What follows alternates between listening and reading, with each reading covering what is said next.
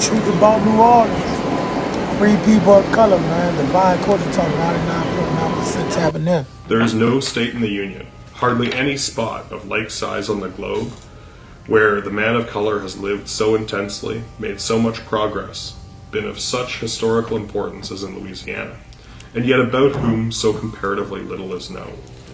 Alice Dunbar Nelson, 1916.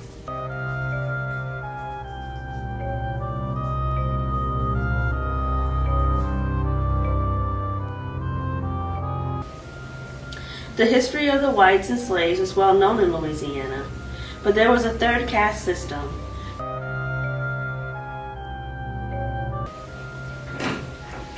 They were not black, nor they white. They were not slaves, nor were they entirely free.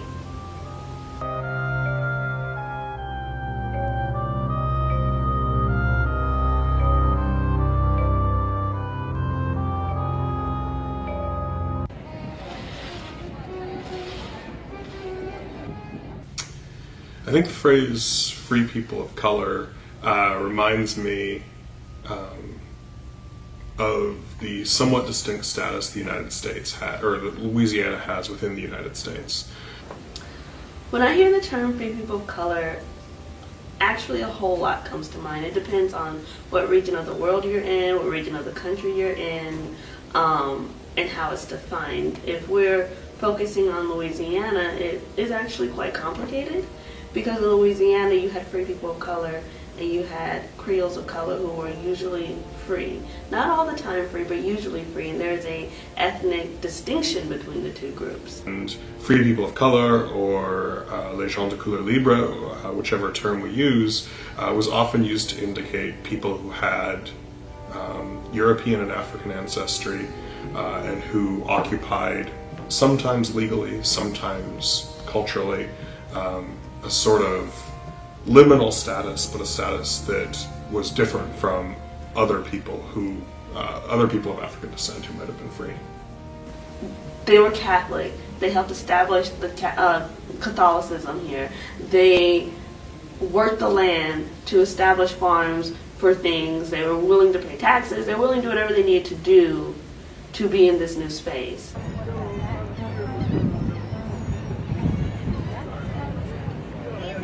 In terms of thinking about a geography that comes to mind when I hear the term free people of color, I think most commonly slave societies in the Western Hemisphere who have a history of colonization by Catholic empires. Catholic empires, particularly the French Empire and the Spanish Empire. So I tend to think of places like Louisiana in what became the United States. I tend to think of Saint-Domingue, what we might call Haiti today, and other places sort of in the Caribbean and Central and South America in particular. One region I think about is Haiti. They had a huge free people of color population. Locally, I think about New Orleans. New Orleans had a huge free people of color and Creole color population that was incredibly influential to the state, to the city. The art that came out of those communities, the politics, the religion, the mercantile relationships, so much came from these people that we know very little about. Because of the role of the Catholic Church and the tendency of the Catholic Church not to lead to better conditions under slavery, which was absolutely not the case, but to lead to more fluidity in moving from an enslaved status to a free status, or giving different statuses to people who were born of interracial unions and things like this. Because of this long history of French and Spanish control in Louisiana, Louisiana had one of the largest populations of free people of color in the United States, all the way up through the eve of the Civil War, almost 60 years later.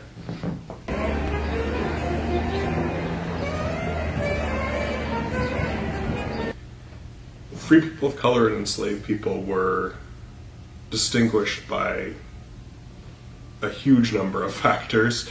The obvious distinction is in the term free people of color, right? Which is freedom was a great distinction. They were not slaves. That's That's it in a nutshell. Free people of color were not slaves. They either bought their freedom, they were born in, or they were born into freedom, but they were not slaves.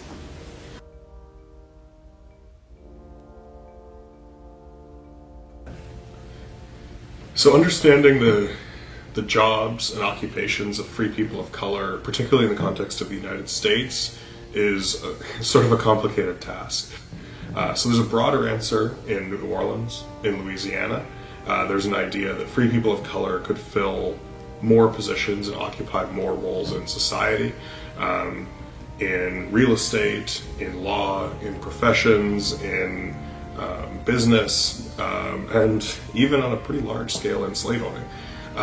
They were politicians, they were authors, they were newspapermen, they were everything that you could think of. Some of them did that kind of work.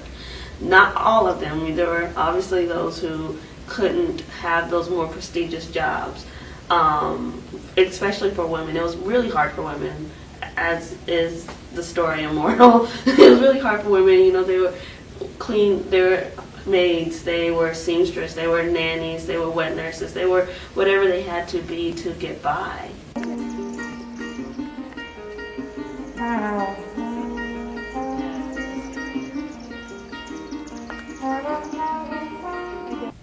If you look at almost any aspect of society, economy, or culture, and you look carefully through the records, you will find free people of color there. You can find this in famous cases. If you look at, for example, literary history of Louisiana, you can find Armand Lanous and others who called themselves Les Sennels or the Hollyberries, who published a book also called Les Sennels of poems. There were free people of color who held huge numbers of enslaved people in slavery.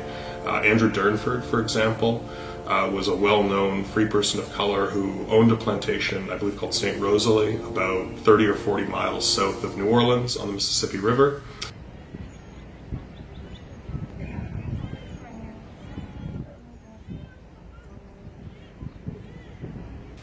For free people of color in New Orleans and Louisiana and throughout the United States, there were obstacles that were almost hard to count. At the most basic level, there was the constant, especially outside of New Orleans, need to prove your free status. As we know, most of the United States operates under what is often called a one-drop rule, making anyone with any semblance of African descent someone who's eligible for slavery.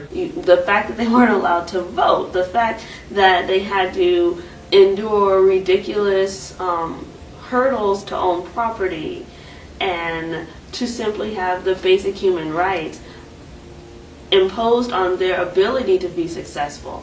Of course, you know, laws for women, laws on appearances, like the tie-down laws.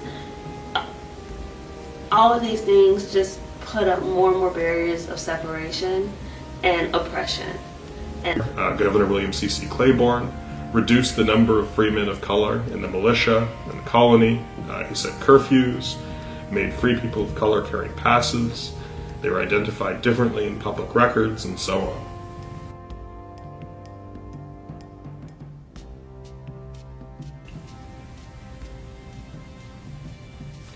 The 1830s brought decline. White Southerners worried that free people of color would work with abolitionists.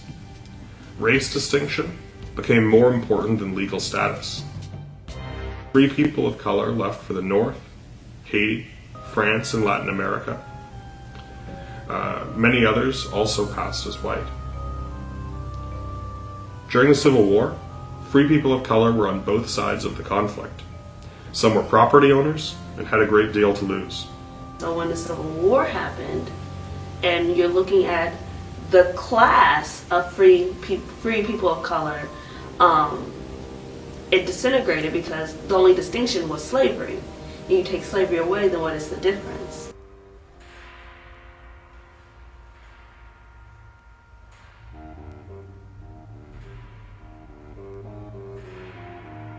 During Reconstruction, the free people of color played a major role in advancing the fight for civil rights and suffrage of all black people.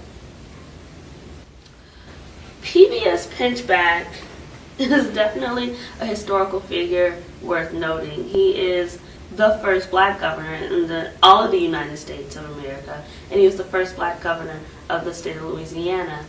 He was elected during the Reconstruction era when a number of black men came into political power throughout the South.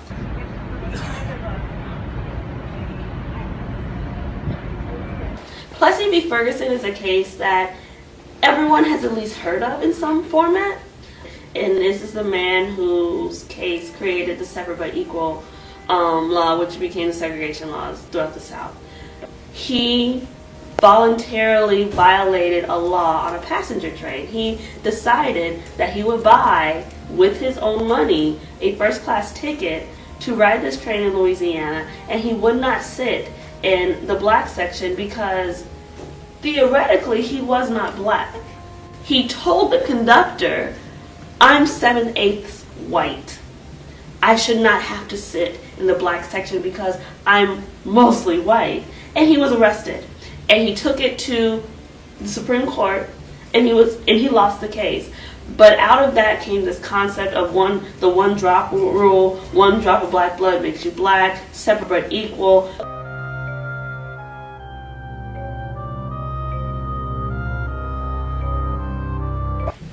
It's difficult to pin down exactly where the descendants of free people of color are today, in the sense that the southern United States have seen dramatic transformations, especially with people of color in terms of migrations out. Louisiana has seen a little bit less than some other places. But to this day, if you look at the politics and culture of New Orleans, you can quite clearly identify descendants of the free people of color. You can trace names down through the histories. And much like in the 1800s, free people of color play a large role in New Orleans. So they're everywhere. The question is, how do you know if you're a descendant of a free person of color? On my father's side, my family are descendants of free people of color. One of his ancestors was a merchant, and he came from Haiti to America.